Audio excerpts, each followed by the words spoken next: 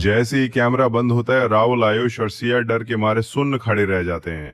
चारों ओर भयानक सन्नाटा है और हवा में कुछ जली हुई राख की गंध महसूस होती है। आयुष, भाई, हमें वापस चलना चाहिए, ये जगह ठीक नहीं है। सिया, नहीं, अब बहुत देर हो चुकी है, जिसने हमें बुलाया है वो अब जाने नहीं देगा।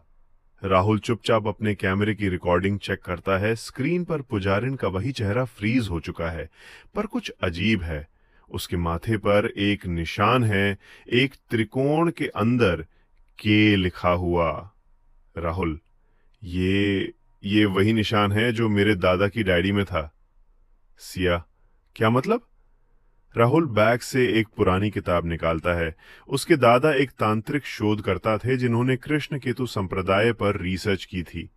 राहुल, मेरे दादा ने लिखा था, जिस दिन कृष्ण केतु का वंशज उस गांव की धरती पर दोबारा कदम रखेगा, उसी दिन शाप टूटेगा और वही उसकी शुरुआत भी होगी। आयुष, मतलब तू तू ही वो वंशज है? राहुल चुप हो जाता है। मंदिर की घंटियां अपने आप बजने लगती हैं। झाड़ियों के पीछे से एक काली आकृति धीरे धीरे निकलती है। वो इंसान जैसी है, पर उसकी चाल इंसानों जैसी नहीं। उसके शरीर से काले धुएं की लहरें उठ रही हैं।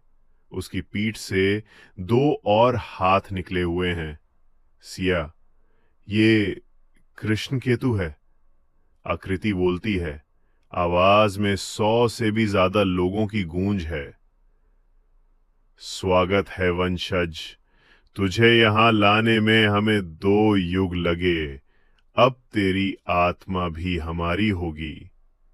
राहुल जमीन पर गिर पड़ता है और उसके माथे पर अचानक वही त्रिकोणीय निशान चमकने लगता है।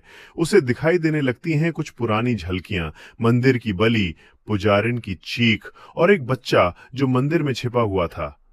राहुल, वो बच्चा मैं था।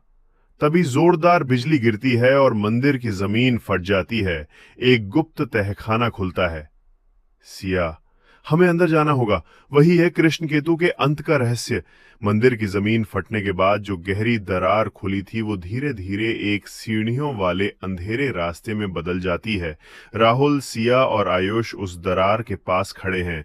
नीचे से ठंडी भाप जैसी हवा आ रही है और किसी स्त्री के रोने की धीमी आवाज भी। सिया, ये कोई आम तहखाना नहीं है, ये एक तांत्रिक गर्भगृह है जहां आत्मा। राहुल के माथे पर बना त्रिकोणीय निशान अब धीमे धीमे धड़कने लगता है, जैसे कोई अंदर से उसे पुकार रहा हो। आयुष, तीनों मोबाइल की टॉर्च जलाकर सीढ़ियों से नीचे उतरते हैं। हर कदम पर आवाजें और भी साफ होती जाती हैं, जैसे कोई बार बार एक ही मंत्र दोहरा रहा हो, कृष्ण केतु स्वाहा, कृष्ण केतु स्वाहा। तहखाने में चारों ओर दीवारों पर अजीब से चित्र बने हैं। एक आदमी जिसके 4 हाथ हैं, उसकी छाया में सैकड़ों लाशें पड़ी हैं। एक और चित्र जिसमें पुजारिन खुद अपने शरीर से अग्नि निकाल रही हैं। तभी दीवारों के बीच एक छोटी सी लोहे की संदूक दिखती है, जिस पर वही त्रिकोण वाला निशान बना है। सिया, ये वही आत्मा बंधन पात्र हो सकता है जिसका जिक्र तुम्हारे दादा की डायरी में था। इसमें कृष्ण केतु को बंद किया गया था, लेकिन किसी ने इसे फिर से खोल दिया। राहुल, मतलब ये सब मेरी वजह से फिर शुरू हुआ है? जैसे ही राहुल संदूक को छूता है, उसका शरीर अकड़ जाता है, उसकी आंखें सफेद हो जाती हैं और वो जमीन पर गिर पड़ता है। राहुल के मन में एक सपना आता है।